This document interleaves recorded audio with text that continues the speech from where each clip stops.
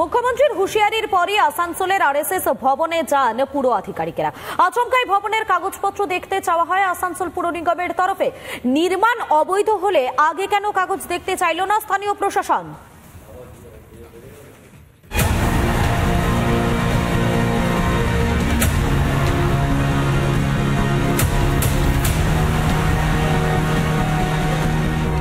বৃহস্পতিবার আবারও প্রশাসনিক বৈঠক করলেন মুখ্যমন্ত্রী মমতা বন্দ্যোপাধ্যায়। বেআইনি নির্মাণ নিয়ে সুর চড়ান মমতা। আসানসোলে আরএসএসের বিল্ডিংও অবৈধ নির্মাণ বলে দাবি মুখ্যমন্ত্রী। আমাকে মলয় কালকে বলছিল কোন একটা পলিটিক্যাল পার্টি একটা পুকুর ভরাট করে 3 তলা বাড়ি করে নিয়েছে। বারবার পুলিশকে কমপ্লেন দেওয়া সত্ত্বেও, আসানসোল কমপ্লেন দেওয়া সত্ত্বেও তারা কিছু করেনি, কারণ বাড়িটা আরএসএস এর। তুমি যদি তৃণমূলের বাড়ি ভাঙতে পারো তা তুমি তাহলে আরএসএস এর বাড়ি কেন ভাঙবে না?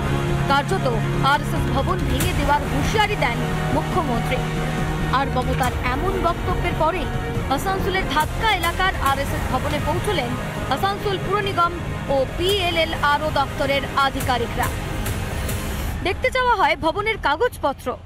প্রোভাইড করতে ওনারা বললেন, ওরা প্রোভাইড করে দেবো। না না, কমপ্লেনটা আমাদের কাছে রিসেন্টলি আসে। এরকম তো অনেক কমপ্লেন আরো জমা পড়ে, যেগুলো পরে সেগুলো আমরা যা ব্যবস্থা নেওয়া সেটা আমাদের অফিসিয়াল ব্যাপার। আমি এখন বলতে প্রাথমিকভাবে কি মনে করছেন, প্রাথমিক মনে করা কি, ওনারা বললেন, ওরা বলছেন সব কাগজপত্র আছে, প্রোভাইড করবেন। যদিও কোনো অভিযোগের কপি আরএসএস পায়নি বলে জানান আরএসএস এর সদস্য পীযূষ কান্তি গোস্বামী। আরএসএস ভবনের সব কাগজপত্র থাকে কেশব ভবনে, তাই সেগুলি আনার জন্য 15 দিন সময় চাওয়া হয়েছে বলে জানান পীযূষ কান্তি গোস্বামী। ওনারা রাজি হলো, যে ওনারা বললো তাহলে আমি বললাম আমাদেরকে নোটিশ করুন, আমি তো করবো না, অফিসিয়ালি করুন। ওরা বললো হ্যাঁ তাহলে নোটিশ করছি, আমার নোটিশ করুন, আমার ঠিক অফিসিয়াল এই যা বটে আমার টাইম নেবো, সেই টাইম দেবেন, আমরা দিয়ে দেবো সব। বিভিন্ন পুকুর এবং জলাশয় বুঝিয়ে আপনার তৃণমূলের নেতারা যে প্রমোটারি ব্যবসা করছে রমরমিয়ে, সেগুলো আপনি দেখতে পান না। আপনি লোক দেখানো যে আপনি কতটা কনসার্ন এইসব বিষয়গুলো নিয়ে। 13 বছর আপনি কিচ্ছু জানতেন না, হঠাৎ করে আপনি জানতে পারলেন 13 বছর বাদে। যদি সত্যি পুকুর ভরাট করে আরএসএস এর কার্যালয় নির্মাণ করা হয়ে থাকে, তাহলে মুখ্যমন্ত্রী বলার পরে কেন পরিদর্শনে গেল প্রশাসন? কেন এতদিনেও চোখে পড়ল না প্রশাসনে? নাকি সবটাই প্রতিহিংসার রাজনীতি? আসানসোল থেকে প্রচুর ব্যানার্জির রিপোর্ট, রিপাবলিক বাংলা। কোথাও আর বাদ নেই, এবারে আসানসোল দুর্গাপুর উন্নয়ন পর্ষদের জমি বিক্রির অভিযোগ উঠল। অভিযোগ মোটা টাকার বিনিময়ে হচ্ছে সরকারি জমির বিক্রি। এখানেও অভিযুক্ত তৃণমূল কংগ্রেস। অভিযোগ তৃণমূল নেতাদের মদতপুষ্ট জমি হাঙররা ঝোপ বুঝে কোপ মারছে সরকারি জমির ওপর। স্থানীয় কাউন্সিলরকেই কাঠগড়ায় তুলছে দল। বিস্ফোরক অভিযোগ তৃণমূলের ওয়ার্ড সভাপতির। দুর্গাপুর নগর নিগমের 24 নম্বর ওয়ার্ডের এই ঘটনায় এখন ঢিঢির।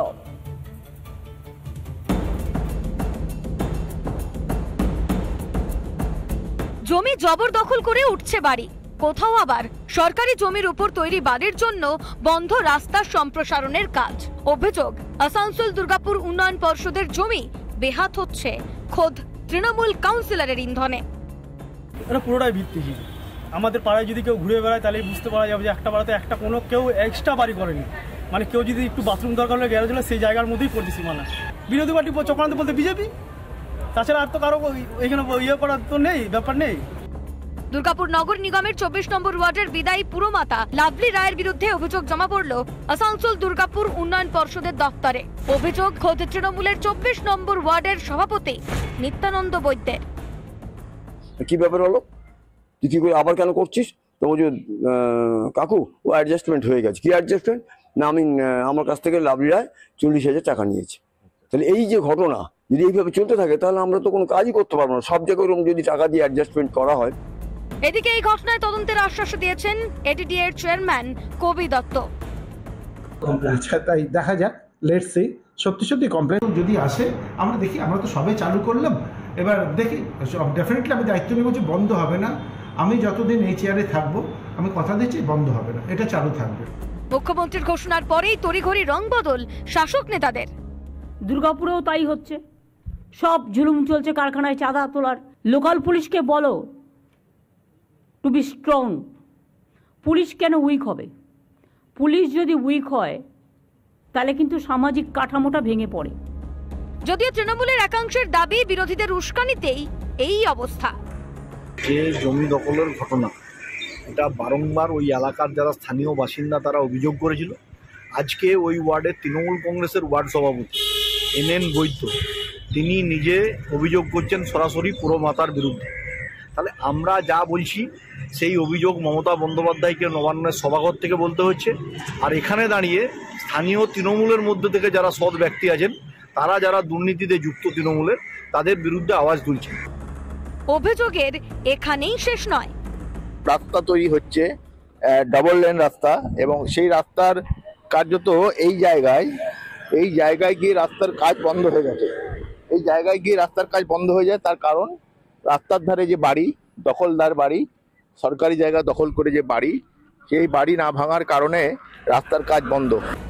বিরোধীদের অভিযোগ, দুর্গাপুর নগর নিগমের নির্বাচন যত এগিয়ে আসবে ততই এইসব দুর্নীতির অভিযোগ সামনে আসবে। তবে দলের একের পর এক কাউন্সিলরের নাম দুর্নীতিতে জড়ানোয় অস্বস্তিতে ঘাসফুল শিবির। দুর্গাপুর থেকে রমেন মজুমদারের রিপোর্ট, রিপাবলিক বাংলা। 2024-এ দাঁড়িয়েও মধ্যযুগীয় বর্বরতার সাক্ষী রইল কোচবিহার। বিজেপি নেত্রীকে নগ্ন করে অত্যাচারের অভিযোগ তৃণমূলের বিরুদ্ধে। ধর্ষণ এবং প্রাণনাশের হুমকি মিলেছে বলে অভিযোগ বিজেপি নেত্রীর। শুধু তাই নয়, বিজেপি নেত্রীর বাবাকেও হুমকি দেওয়া হয় বলে অভিযোগ।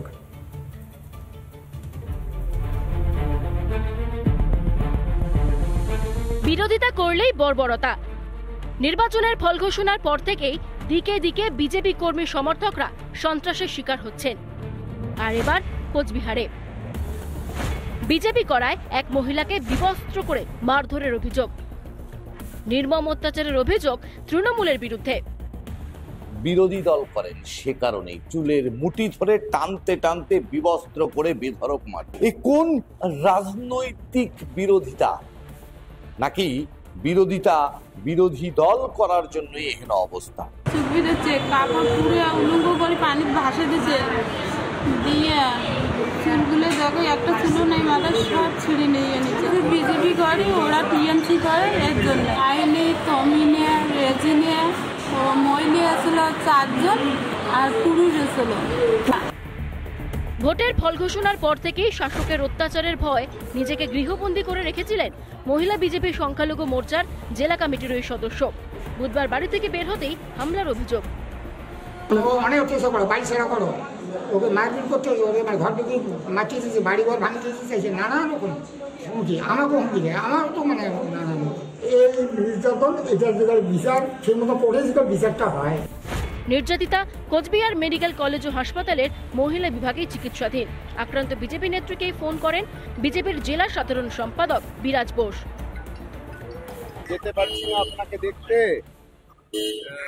ভেতরে তো আপনাকে ফিমেল ওয়ার্ডে যেতে পারছি না, একটু খোঁজ খবর নিচ্ছি।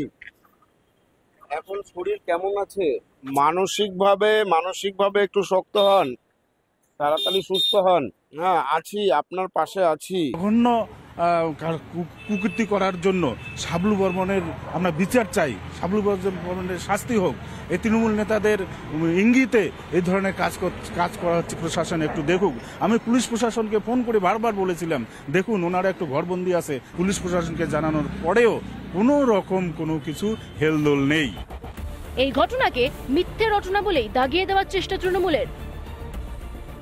বিজেপি কুচবিহার জেলায় পরাজিত হওয়ার পর খবরের কাগজে আসার জন্য তারা নাটকীয়ভাবে কিছু সংবাদ পরিবেশন করে, সেটাও খোঁজ নিয়ে দেখছি। কোনো মহিলার দ্বারাই একটা মিথ্যা প্রোপাগান্ডা তৈরি করতে পারে।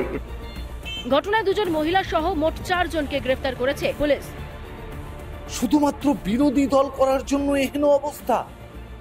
21 শতাব্দীতে দাঁড়িয়ে যদি এই ঘটনার সাক্ষী হতে হয় বিরোধীদের, তাহলে কি পরিমাণ রাজনৈতিক সন্ত্রাস তা সহজে অনুমেয়। কোচবিহার থেকে কিংশুক দত্ত, রিপাবলিক বাংলা।